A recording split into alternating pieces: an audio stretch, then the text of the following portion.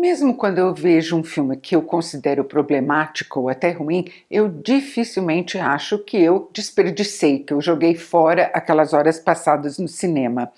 Sempre serve ou para referência futura, ou no filme mesmo tem alguma coisa que é interessante, que eu vou guardar comigo. Mas eu vou abrir uma exceção para Kingsman: A Origem. Como teria sido mais útil e mais divertido passar aquelas 2 horas e meia, por exemplo, arrumando as gavetas do armário. Estou dizendo que a pessoa está errada se ela foi ver Kingsman: A Origem, que está nos cinemas, e se divertiu? De maneira nenhuma. Tem sempre um conjunto de razões pelas quais a gente se diverte com um filme ou não se diverte, gosta dele ou não gosta.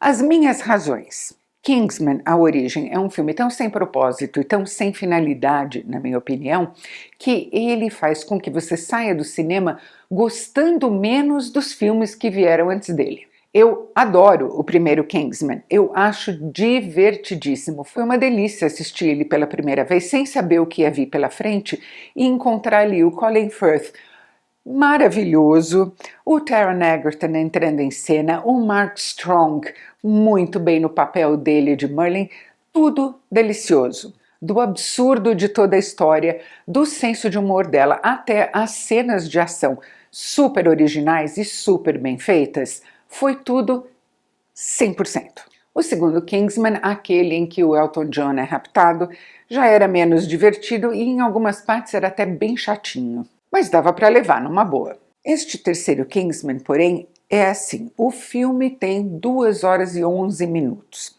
Vamos dizer aí uma estimativa conservadora, mas tudo bem, que os créditos finais ocupem 6 minutos. Aliás, tem cena pós-créditos, para quem for ver. Tempo líquido, 2 horas e 5 minutos. 2 horas e 4 minutos desse total são um prólogo que não leva a nada. Daí o filme acaba no último minuto. O Matthew Vaughn, o diretor, está enchendo linguiça. O Matthew Vaughn tem trabalhos que eu acho excelentes. Além do próprio Kingsman original, tem, por exemplo, X-Men Primeira Classe, que, para mim, é talvez o melhor de todos os filmes dos X-Men. Ele tem aqui um elenco que começa com o Ralph Fiennes. E quando o Ralph Fiennes não consegue tornar nem o personagem dele, nem muito menos o filme, portanto, interessantes, é porque a coisa tá feia. Ele tem uma premissa interessante, que é mostrar como essa célula independente de inteligência e espionagem, Kingsman, se formou no início da Primeira Guerra Mundial. Mas nada dá em nada. Tem um drama ali com a história do Ralph Fiennes e do filho dele, que quer se alistar no exército para lutar na Primeira Guerra de 1914 a 1918. Tem toda uma trama ali com os netos da Rainha Vitória, os parentes muito próximos, rei da Inglaterra, Kaiser da Alemanha e Tsar da Rússia. Não decola. Tem uma viagem do Ralph Fiennes para a Rússia, na qual ele encontra o Rasputin, aquele monge sinistro que influenciava totalmente a cabeça da família real russa e que é interpretado pelo Rhys Ifans. Eu particularmente não aprecio muito o Rhys Ifans, mas eu nem sei dizer se a culpa do Rasputin, dele ser tão pouco interessante aqui, é dele ou do roteiro e da direção.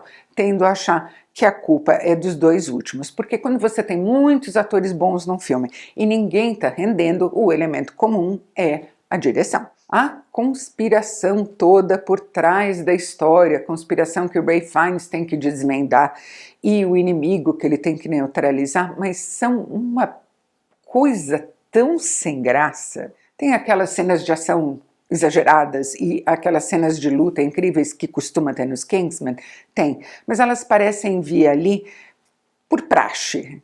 Tá na hora de ter mais uma cena, agora tá na hora de pôr mais uma cena de ação, agora vamos pôr uma sequência de luta. E não são tão criativas e não são deliciosas de ver como eram as dos 2 primeiros filmes. Resumo é assim, faltava 5 minutos para o filme acabar e eu ainda não sabia por que ele tinha começado, por que ele tinha andado aquele caminho que ele tinha trilhado até ali e aonde ele queria chegar.